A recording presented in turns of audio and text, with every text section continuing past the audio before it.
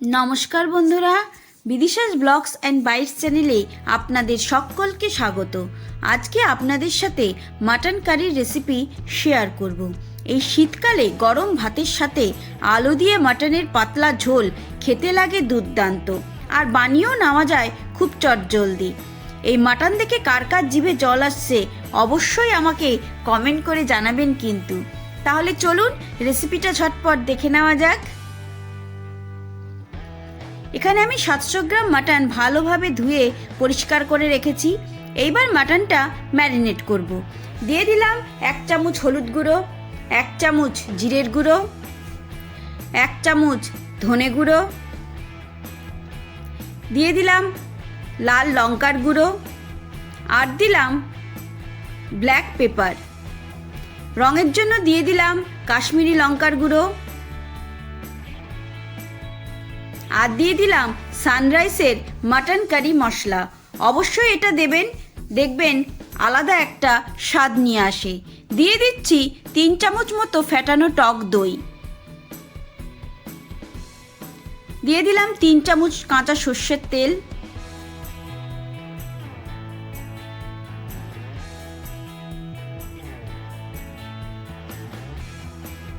পরিমাণ মতো নুন দিয়ে দিলাম। এইবার ভালো করে মেখে 1 ঘন্টার জন্য আমি মাটনটা ম্যারিনেট করে রেখে দেবো।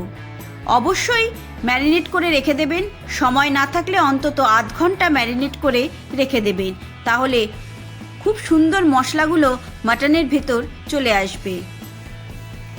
কড়াই বসিয়ে দিয়েছি, দিয়ে দিলাম 5 চামচ মতো সর্ষের তেল। তেলটা একটুখানি গরম হয়ে গেলে দিয়ে দিলাম 3টে আলু। আমি মাঝখান থেকে কেটে রেখেছিলাম আলুগুলোকে। অল্প নুন দিয়ে আলুগুলো আমি ফ্রাই করে নেব। দেখুন আলু ফ্রাই করা হয়ে গেছে, এবার তুলে নেব।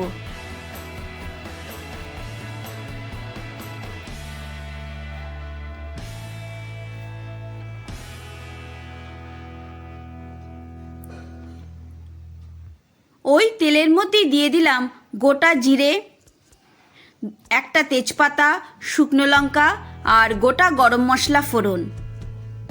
ফোড়নটা একটুখানি নাড়াচাড়া করে নিয়ে 3টে মিডিয়াম সাইজের পেঁয়াজ আমি কুচি করে রেখেছি, পেঁয়াজটা অ্যাড করে দিলাম। পেঁয়াজটা ভালো করে ফ্রাই করে নেব।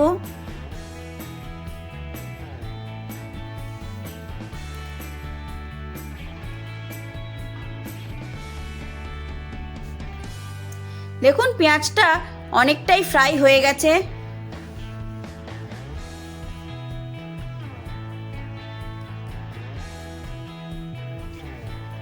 এইবার দিয়ে দিলাম 1 চামচ আদা বাটা আর 1 চামচ রসুন বাটা। আদা রসুনও ভালো করে ফ্রাই করে নিতে হবে, যতক্ষণ না আদা রসুনের কাঁচা গন্ধটা চলে যায়। দিয়ে দিলাম একটা টমেটো কুচি। আবারও 1 থেকে 2 মিনিট একটু ফ্রাই করে নেব। দেখুন টমেটো নরম হয়ে গেছে আর সমস্ত কিছু ভালো করে ফ্রাই করা হয়ে গেছে। এইবার ম্যারিনেট করা মাটনটা দিয়ে দিলাম। মাটনটা দিয়ে 1 থেকে 2 মিনিট একটু হাই ফ্লেমে কষিয়ে নেব।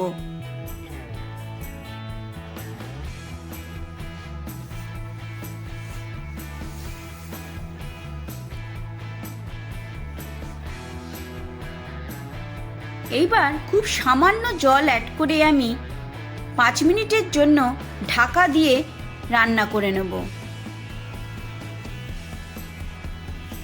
এই সময় গ্যাসের ফ্লেমটা একদমই লো রাখবেন। মাটন যত আস্তে আস্তে কষানো যাবে, মাটনের কালার এবং স্বাদ ততই ভালো আসবে।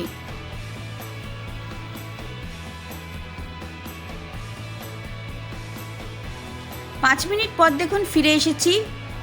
মাটন থেকে কতটা পরিমাণ জল রিলিজ হয়েছে।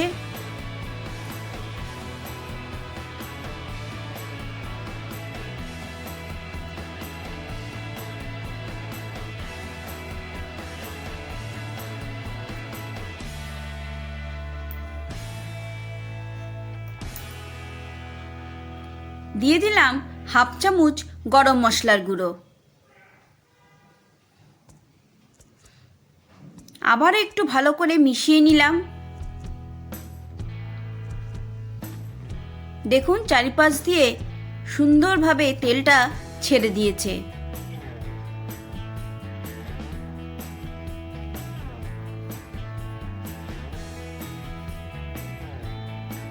এইবার ভেজে রাখা আলুগুলো অ্যাড করে দিচ্ছি।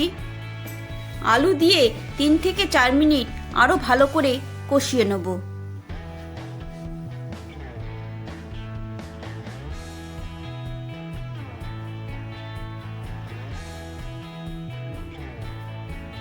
দেখুন মাটন আমাদের খুব ভালো করে কষানো হয়ে গেছে। দিয়ে দিলাম কয়েকটা চেরা কাঁচা লঙ্কা।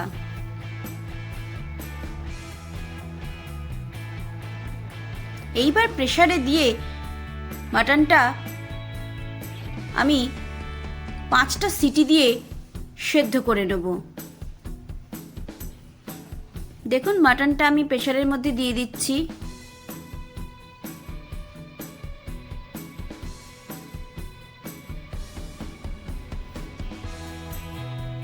এইবার পরিমাণ মতো জল দিয়ে দেব।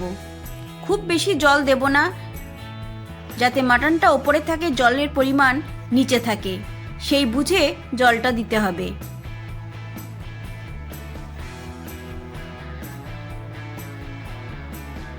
এইবার ঢাকনা লাগিয়ে আমি একটা সিটি দিয়ে নেব।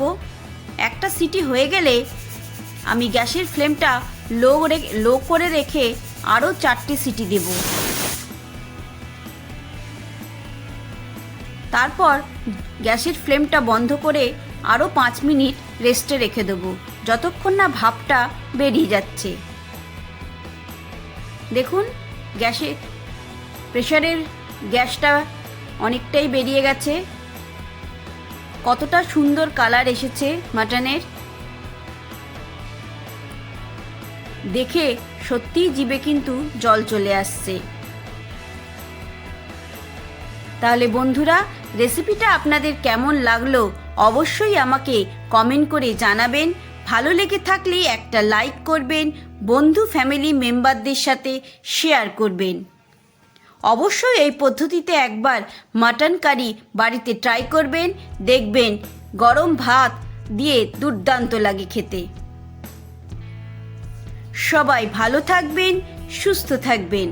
আবারও আপনাদের সাথে দেখা হবে নতুন রান্নার একটা রেসিপি নিয়ে। ধন্যবাদ।